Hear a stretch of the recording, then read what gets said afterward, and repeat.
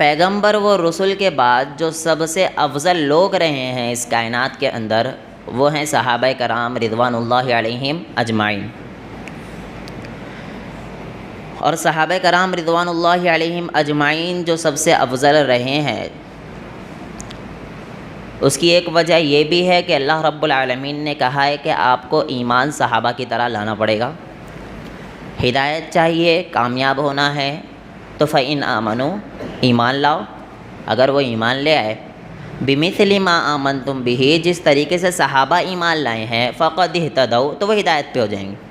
تو اس آیت کے اندر پتہ چلا کہ ایمان کا معیار بنایا گیا ہے صحابہ کرام رضوان اللہ علیہم اجمعین کو۔ تو صحابہ انبیاء و رسول کے بعد سب سے افضل رہے ہیں، اور ان میں بھی اہل سنت والجماعہ کا متفق علیہ فیصلہ ہے یہ کہ سب سے افضل جو رہے ہیں وہ رہے ہیں ابو بکر صدیق رضی اللہ عنہ، افضل البشر بعد الانبیاء والرسل۔ انبیاء و رسول کے بعد سب سے افضل بشر جو رہے ہیں، انسان جو ہیں وہ ہیں ابو بکر صدیق رضی اللہ عنہ۔ چونکہ ہمارا مسلسل یہ عنوان چل رہا تھا صحابہ کرام رضوان اللہ علیہم اجمعین کے تعلق سے، تو آج ہم جس شخصیت کے تعلق سے دیکھنے والے ہیں وہ شخصیت ہے جو انبیاء و رسول کے بعد سب سے افضل شخصیت ہے۔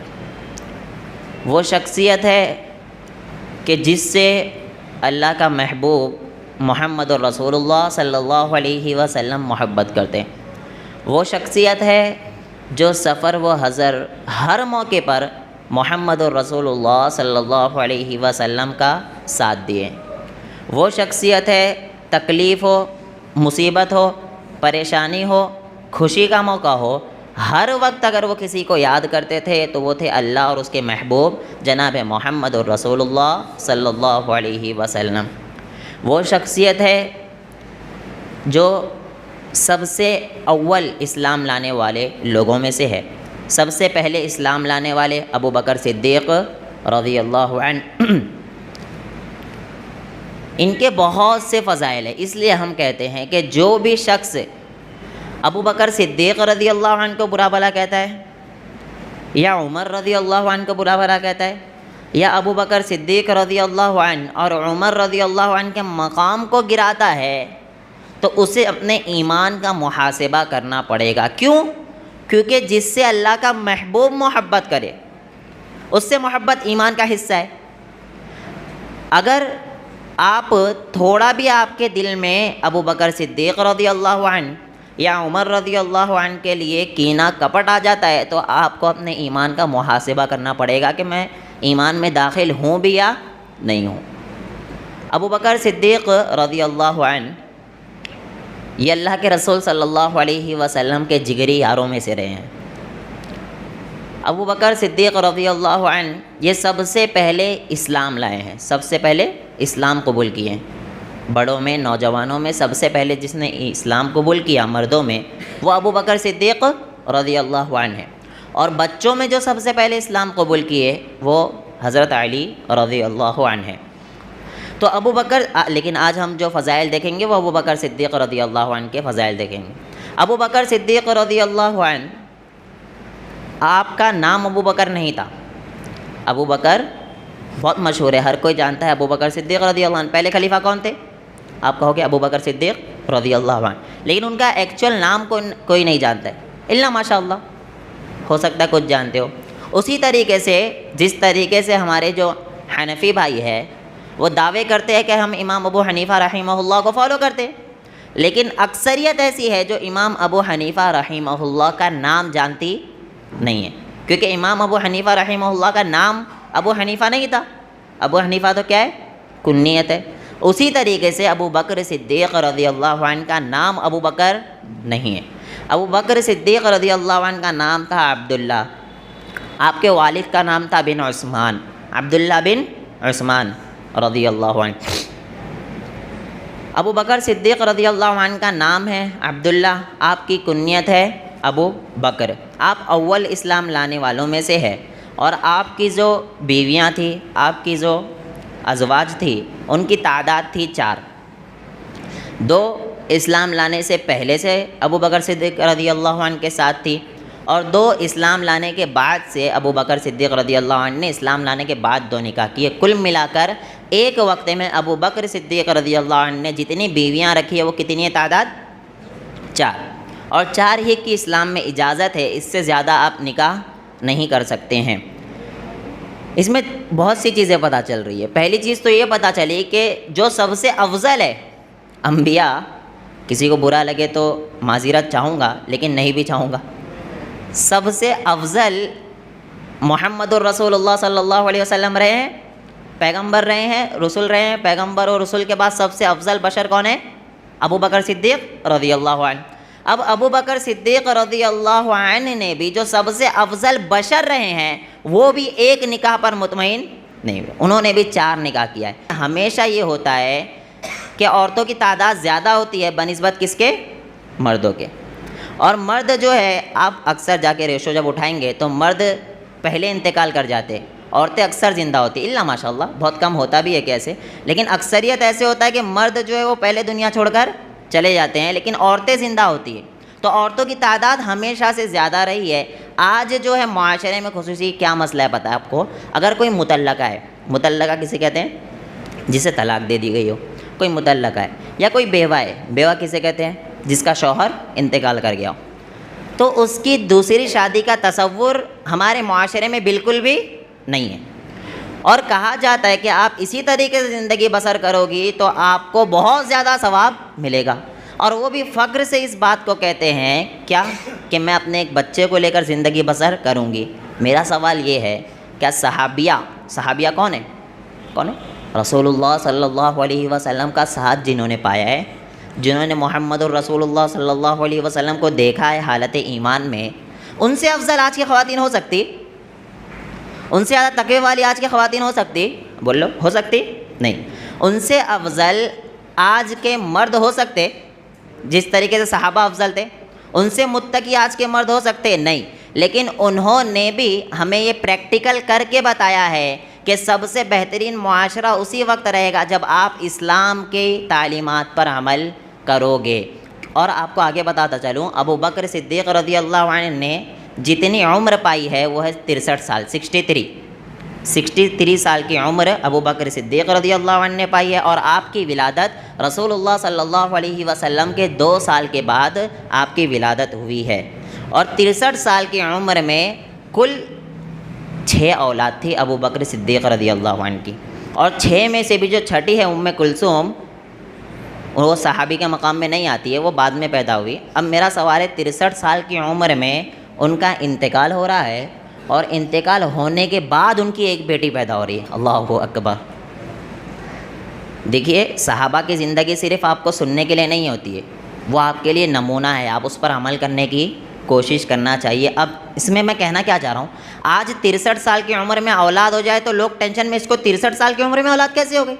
لیکن وہاں پر جو سب سے افضل ہے، پیغمبر و رسول کے بعد جو سب سے افضل ہے، ان کا حال یہ ہے کہ ان کے انتقال کے بعد ان کی آخری بیوی سے اولاد ہو رہی ہے جن کا نام ام کلثوم ہے، اور وہ تابعین میں سے آتی ہے، وہ صحابیہ میں سے بھی نہیں آتی ہے۔ 6 اولاد ان کی رہی ہے، 3 لڑکیاں تقریباً اور 3 لڑکے۔ اور عائشہ بنت ابو بکر، امی عائشہ کو جانتے؟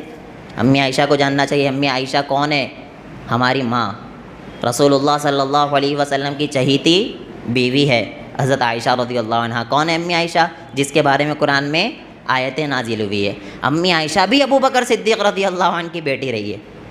ابو بکر صدیق رضی اللہ عنہ کی ایک فضیلت یہ بھی ہے کہ آپ صلی اللہ علیہ وسلم کے سسر ابو بکر صدیق رضی اللہ عنہ، فضیلت بہت بڑی فضیلت ہے کہ ابو بکر صدیق رضی اللہ عنہ جو ہے وہ اللہ کے رسول صلی اللہ علیہ وسلم کے سسر رہے ہیں۔ تو ابو بکر صدیق رضی اللہ عنہ کے بہت سے فضائل ہیں۔ میں اس لیے کہہ رہا ہوں کہ آج جو ہے ابو بکر، عمر، عثمان رضوان اللہ علیہم اجمعین، ان تینوں کے فضائل کو گرا دیا جاتا ہے۔ اور کبھی بھی یہ بات یاد رکھنا، جب میں کسی ایک کے فضائل بیان کروں تو ہرگز یہ مطلب نہیں کہ دوسرے کی فضیلت نہیں ہے، ہرگز یہ مطلب نہیں ہے۔ ہر صحابی کی اپنی اپنی جگہ فضیلت ہے۔ صحیح بخاری کے اندر آتا ہے رسول اللہ صلی اللہ علیہ وسلم سے عمرو بن عاص رضی اللہ عنہ نے سوال کیا، اے اللہ کے رسول صلی اللہ علیہ وسلم، آپ سب سے زیادہ محبت کس سے کرتے ہیں؟ تو آپ نے جواب دیا، رسول اللہ صلی اللہ علیہ وسلم نے عائشہ رضی اللہ عنہ، عائشہ سے محبت کرتا ہوں۔ تو کہتے اے اللہ کے رسول، میرا سوال مردوں سے تھا، مردوں کے تعلق سے تھا کہ آپ مردوں میں سب سے زیادہ محبت کس سے کرتے ہیں؟ تو رسول اللہ صلی اللہ علیہ وسلم نے کہا عائشہ کے ابا کون تھے؟ ابو بکر صدیق رضی اللہ۔ اب سوچو، سوال تھا احب، سب سے زیادہ محبت کس سے کرتے ہو؟ بتائے عورتوں میں عائشہ بنت ابو بکر رضی اللہ عنہ، مردوں میں ابو بکر یعنی عائشہ کے والد صاحب۔ کتنی بڑی فضیلت کہ رسول اللہ صلی اللہ علیہ وسلم کہہ رہے ہیں سب سے زیادہ محبت میں اس سے کرتا ہوں، اور پھر راوی حدیث کہتے ہیں عمرو بن عاص رضی اللہ عنہ کہتے ہیں اس کے بعد کس سے کرتے ہو؟ تو کہتے ہیں اس کے بعد ابو بکر کے بعد عمر رضی اللہ عنہ۔ اللہ کے رسول صلی اللہ علیہ وسلم نے یہ بتایا کہ اگر میرے بعد خلافت اللہ کے رسول نہیں طے کر کے چلے گئے، کہیں اشارات دے کر چلے گئے، میرے بعد اگر کوئی بن سکتا ہے خلیفہ تو وہ کون ہے؟ ابو بکر صدیق رضی اللہ عنہ۔ ابو بکر صدیق رضی اللہ عنہ سب سے افضل، ابو بکر صدیق رضی اللہ عنہ سے محبت اللہ کے رسول صلی اللہ علیہ وسلم سب سے زیادہ کرتے ہیں۔ آج ہمیں بھی اگر محبت کا لیول بنانا ہے، پیمانہ بنانا ہے، تو وہ صحابہ کرام رضوان اللہ علیہم اجمعین کو بنانا ہے، کسی صحابی کو بلا نہیں کہنا ہے، اور یہ عقیدہ رکھنا ہے کہ سب سے افضل اگر کوئی صحابی رہے ہیں تو وہ ابو بکر صدیق رضی اللہ عنہ رہے ہیں۔ اس کے بعد آگے آؤ، ابو بکر صدیق رضی اللہ عنہ کے یہ تو چند خصوصیات تھی، پہلے ایمان لانا، یہ سب چند خصوصیات تھی۔ اب ابو بکر صدیق رضی اللہ عنہ کے فضائل بھی دیکھتے ہوئے چلو، کئی فضائل ہے، چند فضائل میں گناؤں۔ ایک مرتبہ رسول اللہ صلی اللہ علیہ وسلم احد پہاڑ پر چڑھ رہے ہیں، احد پہاڑ کے اوپر چڑھ رہے ہیں، ساتھ میں ابو بکر صدیق رضی اللہ عنہ، عمر رضی اللہ عنہ اور عثمان غنی رضی اللہ عنہ تینوں چڑھ رہے ہیں۔ احد پہاڑ اچانک ہلنے لگتا ہے، کانپنے لگتا ہے، یعنی زلزلہ اچانک کانپنے لگتا ہے۔ رسول اللہ صلی اللہ علیہ وسلم کہتے ہیں اے احد قرار پاؤ، یعنی کیا ہو؟ رک جاؤ، ٹھہر جاؤ۔ کہتے ہیں آپ کے اوپر ایک نبی، ایک صدیق اور 2 شہید تیرے اوپر موجود ہے۔ اب یہاں سے بھی فضیلت پتہ چل رہی ہے کس کی؟ ابو بکر صدیق رضی اللہ عنہ۔ اور بھی صحابی بعد میں آئے تھے، لیکن رسول اللہ صلی اللہ علیہ وسلم نے کیا کہا؟ اے احد قرار پاؤ۔ کہنا یہ چاہیے تھا کہ میں نبی موجود ہوں، لیکن اتنے میں مطمئن نہیں، یعنی اتنے میں خاموش نہیں رہے رسول اللہ صلی اللہ علیہ وسلم، بلکہ مقام بتایا۔ میرے بعد سب سے پہلا نام جس کا لیا وہ کون تھے؟ ابو بکر صدیق رضی اللہ عنہ۔ اس کے بعد جس کا نام لیا وہ کون تھے؟ 2 شہید، حضرت عمر رضی اللہ عنہ بھی شہید ہوئے، اس کے بعد حضرت عثمان غنی رضی اللہ عنہ بھی کیا ہوئے؟ شہید ہوئے ہیں۔ اس کے بعد حضرت علی رضی اللہ عنہ کا بھی وہی معاملہ رہا ہے، لیکن حضرت علی رضی اللہ عنہ کے اپنی جگہ بہت فضائل ہے، لیکن میں جو بیان کر رہا ہوں نا وہ خاص ابو بکر صدیق رضی اللہ عنہ کے فضائل بیان کر رہا ہوں۔ ان احادیث میں آپ کو پتہ ہے حضرت علی رضی اللہ عنہ کا نام تک رسول اللہ صلی اللہ علیہ وسلم نے نہیں لیا۔ اس کا یہ مطلب ہرگز نہیں ہے کہ حضرت علی کی فضیلت نہیں، بہت فضیلت ہے، بہت فضیلت ہے۔ میں یہی کہنا چاہتا ہوں کہ حدیث کا ایک رخ دیکھ کر کبھی بھی فیصلہ مت کیا کرو۔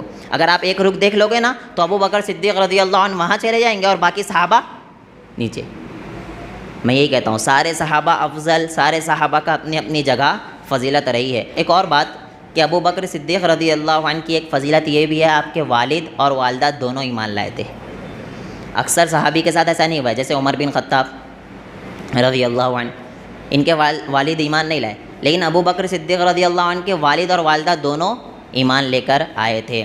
والد کے ایمان لانے کا واقعہ کیا ہے؟ والد بڑھاپے کی حالت میں آ گئے تھے، نابینا ہو گئے تھے، آخری وقت میں فتح مکہ کے بعد آخری وقت میں آپ کے والد بھی ایمان لے کر آ گئے۔ اور آپ کی والدہ کا واقعہ تو بہت زیادہ مشہور ہے۔ آپ کی والدہ کا ایمان لانے کا واقعہ یہ ہے کہ ایک مرتبہ ابو بکر صدیق رضی اللہ عنہ رسول اللہ صلی اللہ علیہ وسلم کے پاس آئے، دلائل نبوہ میں پورا موجود ہے، آئے اور کہنے لگے اللہ کے رسول صلی اللہ علیہ وسلم ہم کھل کر دعوت و تبلیغ کیوں نہیں کرتے؟ ہمیں کھل کر دعوت و تبلیغ کرنا چاہیے۔ اللہ کے رسول صلی اللہ علیہ وسلم کہہ رہے تھے نہیں، حالات صحیح نہیں تھے اس وقت، نہیں اللہ کے رسول صلی اللہ علیہ وسلم ہمیں کھل کر دعوت و تبلیغ کرنا چاہیے۔ اللہ کے رسول صلی اللہ علیہ وسلم نے کہا ٹھیک ہے آپ جائیے دعوت و تبلیغ کیجیے۔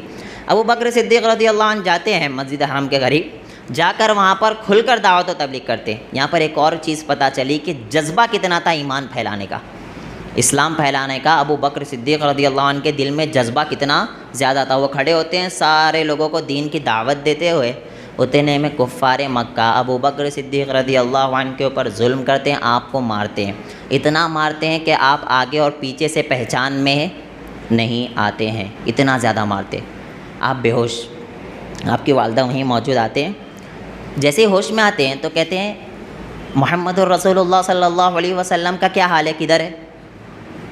ان کی والدہ کہتے ہیں محمد کا مجھے نہیں پتہ، جب وہ ایمان نہیں لائے تھے صلی اللہ علیہ وسلم، محمد کا مجھے نہیں پتہ، آپ اپنا تو دیکھو آپ کی کیا حالت ہے۔ تو کہتے ہیں مجھے پہلے یہ بتائیے کہ میرے نبی کا کیا حال ہے، محمد الرسول اللہ صلی اللہ علیہ وسلم کا نہیں بتاؤ گے جب تک میں کھانا بھی نہیں کھاؤں گا، یہ کہہ دیے ابو بکر صدیق رضی اللہ عنہ۔ پھر جاتے ہیں، پتہ کیا جاتا ہے، پھر آ کر بتایا جاتا ہے، تب بھی وہ مطمئن نہیں ہوتے، وہ کہتے ہیں نہیں نہیں، ابھی میں جب تک دیکھوں گا نہیں نا، جب تک مطمئن نہیں ہوں گا کہ رسول اللہ صلی اللہ علیہ وسلم صحیح سالم صحیح سلامت ہے یا نہیں۔ مجھے ایک بات بتاؤ کہ بے ہوشی کی حالت میں انسان ہے، اور حدیث کے الفاظ کیا ہے کہ آگے اور پیچھے سے پہچان میں بھی نہیں آ رہے ہیں، تو سوچو کس قدر ظلم کیا تھا کفار مکہ نے، ویسی حالت میں بھی اٹھ کر کہہ رہے ہیں کہ محمد الرسول اللہ صلی اللہ علیہ وسلم کا حال بتائیے مجھے۔ کس قدر فضیلت ہوگی اس صحابی کی کہ جو بے ہوش ہو رہے ہیں، اٹھ رہے ہیں، والدہ سے پہلا سوال کر رہے ہیں نبی کے بارے میں بتاؤ، وہ کہہ رہے ہیں پہلے اپنا حال تو دیکھو، بے ہوش ہو جا رہے ہو آپ بار بار، وہ کہہ رہے ہیں نہیں نہیں، مجھے جب تک نبی کے بارے میں نہیں بتاؤ گے تو میں مطمئن نہیں رہنے والا، میں کھانا بھی نہیں کھاؤں گا۔ وہ کہتے ہیں پتہ کر کے کہ محمد الرسول اللہ صلی اللہ علیہ وسلم صحیح سالم ہے، نہیں نہیں، میں جب تک نہیں جا کے دیکھ لوں گا میں مطمئن ہونے والا نہیں ہوں۔ ساتھ میں دونوں والدہ ایک اور لیڈیز موجود، دونوں ابو بکر صدیق رضی اللہ عنہ کو لے کر جاتے ہیں، اور رسول اللہ صلی اللہ علیہ وسلم کو جب اپنے آنکھوں سے دیکھ لیتے ہیں تب جا کر مطمئن ہوتے۔ اللہ اکبر، کیا فضیلت ہے! جو انسان تڑپ رہا ہے ایک دم بے ہوشی کی حالت میں، لیکن ایک ہی سوال کرتا ہے محمد الرسول اللہ صلی اللہ علیہ وسلم کیسے، کتنی بڑی فضیلت۔ غار ثور کا واقعہ پتہ ہے؟ ہجرت کے موقع پر، جب ہجرت کہاں سے کہاں کیے تھے؟ مکہ سے مدینہ ہجرت کیے تھے، تو ہجرت کے موقع پر رسول اللہ صلی اللہ علیہ وسلم جب وہاں سے نکل گئے، حضرت علی رضی اللہ عنہ کو وہاں پر سلائے تھے۔ یہ حضرت علی رضی اللہ عنہ کی فضیلت بہت ہے۔ آج ہم ابو بکر صدیق رضی اللہ عنہ کی دیکھ رہے ہیں، حضرت علی رضی اللہ عنہ کو وہاں سلا دیے، اور وہاں سے جب اٹھ کر نکل رہے ہیں تو ساتھ میں جو تھے وہ ابو بکر صدیق رضی اللہ عنہ غار ثور میں موجود ہے۔ اور کیا کریں، فضیلت دیکھیے آپ، غار ثور میں موجود ہے، اور غار ثور کیسے ہے؟ اس طریقے سے یہاں سے راستہ جا رہا ہے اور غار کا دہانہ اس طرف ہے نیچے سائڈ، تو یہاں سے کفار ڈھونڈتے ہوئے جا رہے ہیں محمد الرسول اللہ صلی اللہ علیہ وسلم کو، اور ابو بکر صدیق رضی اللہ عنہ اور محمد الرسول اللہ صلی اللہ علیہ وسلم دونوں اس غار میں موجود ہے۔ ابو بکر کہتے ہیں اے اللہ کے رسول صلی اللہ علیہ وسلم، اگر یہ کفار اپنے پیر کی طرف بھی دیکھ لیے تو ہمیں تو پکڑ لیں گے۔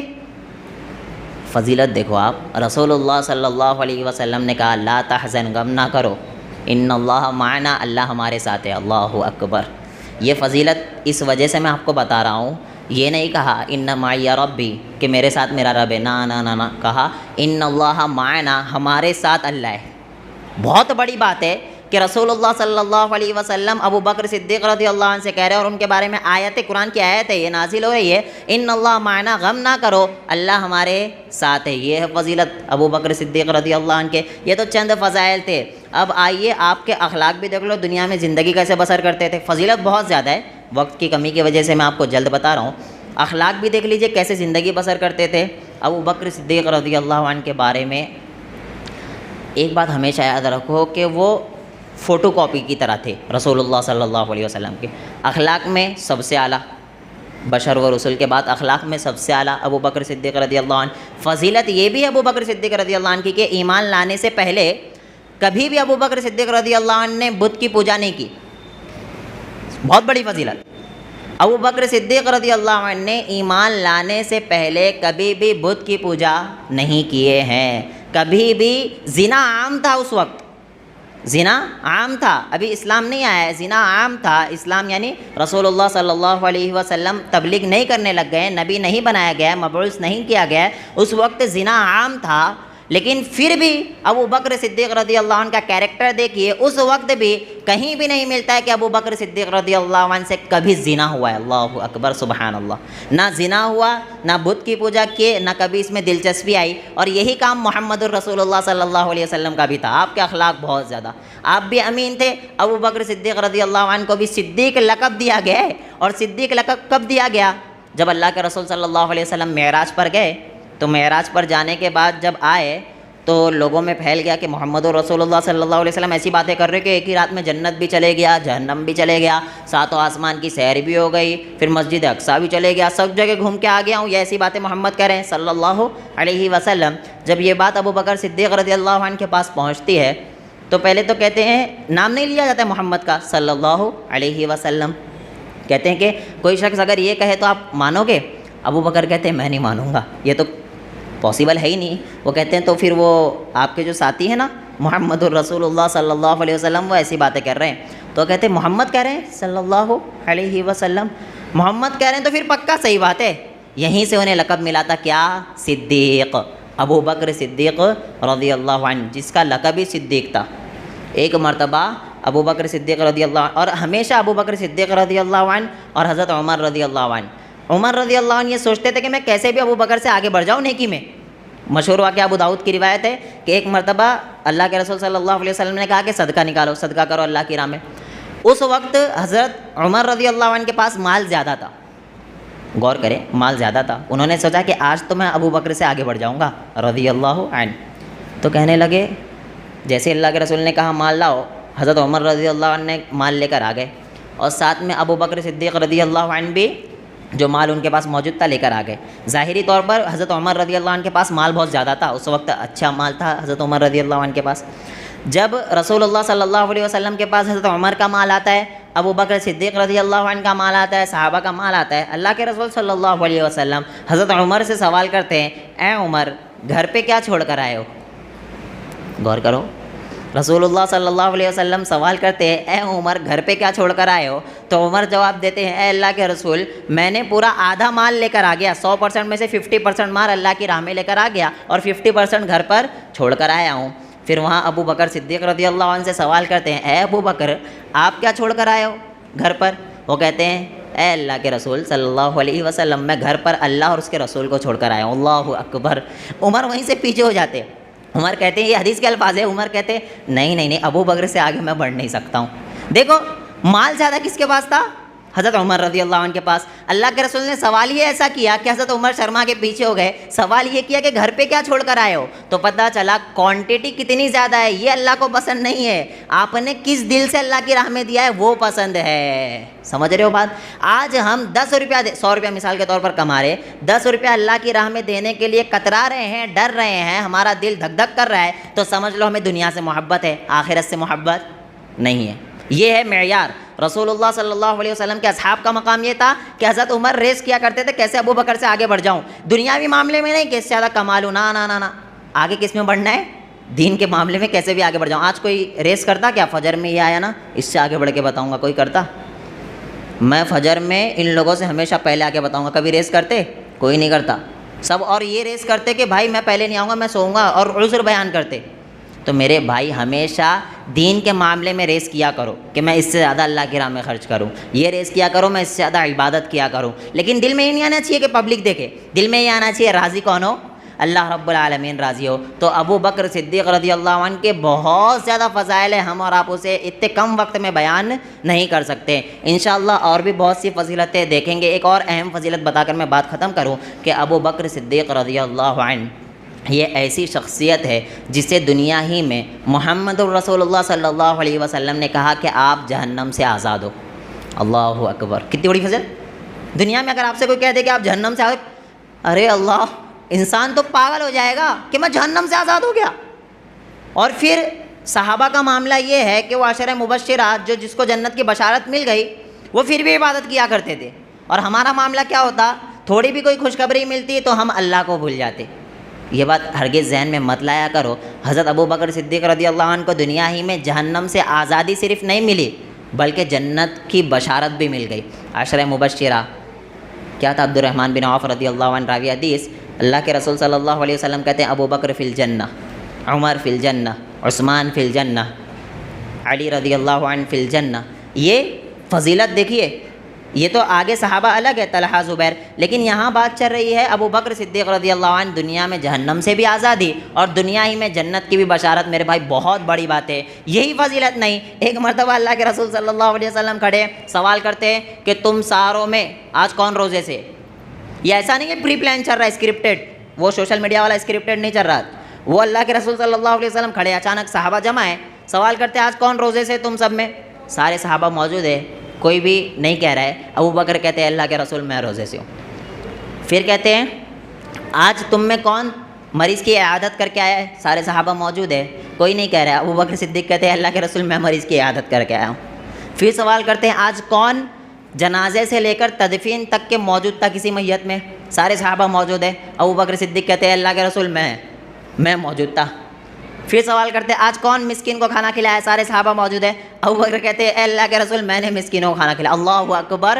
ایک دن میں ابو بکر صدیق رضی اللہ عنہ اتنے ساری عبادت کے کام کیا کرتے تھے، اور یہ ایسا نہیں کہ رسول اللہ صلی اللہ علیہ وسلم نے کہا کہ میں آج کے دن پوچھوں گا، نہ، اچانک پوچھ لیے، اور سارے صحابہ موجود ہیں۔ سب سے زیادہ عبادت میں جو نکلے وہ ابو بکر صدیق رضی اللہ عنہ، اور کسی کو بتا بھی نہیں رہے ہیں، اللہ کے رسول نے سوال کیا تب جا کر بتا رہے ہیں۔ یہ وہ شخص ہے جس کو دنیا میں جہنم سے آزادی، یہ وہ شخص ہے جس کو دنیا میں جنت کی بشارت، یہ وہ شخص ہے جو رسول اللہ صلی اللہ علیہ وسلم کے جگری یار رہے ہیں، یہ وہ شخص ہے جو رسول اللہ صلی اللہ علیہ وسلم کے غار کے ساتھی رہے ہیں، یہ وہ شخص ہے جو رسول اللہ صلی اللہ علیہ وسلم کے سسر رہے ہیں، یہ وہ شخص ہے جس کو اللہ کے رسول صلی اللہ علیہ وسلم نے نام لے لے کر اکثر ہائی لائٹ کیا ہے، یہ وہ شخص ہے جو سب سے افضل ہے انبیاء و رسول کے بعد۔ ان کا حال یہ ہے عبادت کا۔ دیکھو اپنے آپ سے سوال کرو، کسی کو طرف جانے کی ضرورت نہیں، اپنے آپ سے سوال کرو۔ ہم نے کسی مریض کی عیادت کی، اپنا بھائی سگا بیمار ہو جاتا ہے لیکن لوگ دیکھنے کے لیے نہیں جاتے، بہت بڑی بات ہے۔ سگا بھائی بیمار ہو جاتا ہے، اسے دیکھنے کے لیے لوگ جاتے نہیں ہیں۔ میرے بھائی یہ بات یاد رکھنا، رشتہ داری ایسی چیز ہے توڑنے والا جنت میں داخل نہیں ہو سکتا ہے۔ ہمیشہ کوشش کیا کرو کہ ہم رشتہ داری کو جوڑیں، رشتہ داری کو توڑنے کی کوشش کبھی مت کرنا۔ جو رشتہ داری کو توڑنے کی کوشش کرتا ہے، میں نے کہیں نہیں پڑھا کہ اس کا داخلہ جنت میں ہو گیا، کہیں نہیں پڑھا۔ یہاں پر اللہ کے ابو بکر صدیق رضی اللہ عنہ کی عام بات چل رہی ہے، وہ مریض کی عیادت کے لیے جایا کرتے تھے، ہمیں بھی جانا ہے۔ کہیں کسی بھائی کا انتقال ہو جائے تو تدفین میں جانے کی کوشش کیا کرو۔ تدفین صرف جنازہ پڑھ کے مت آؤ، بلکہ پورا دفنانے تک کے وہاں موجود رہا کرو، مسکینوں کی خبر پرسی کیا کرو، وہاں جایا کرو۔ ان تمام چیزوں کا خیال رکھو، انشاءاللہ باقی باتیں دیکھتے رہیں گے۔ اللہ رب العالمین سے دعا ہے کہ اللہ تعالی ہم تمام ہی لوگوں کو صحیح دین پر عمل کرنے کی توفیق عطا فرمائے۔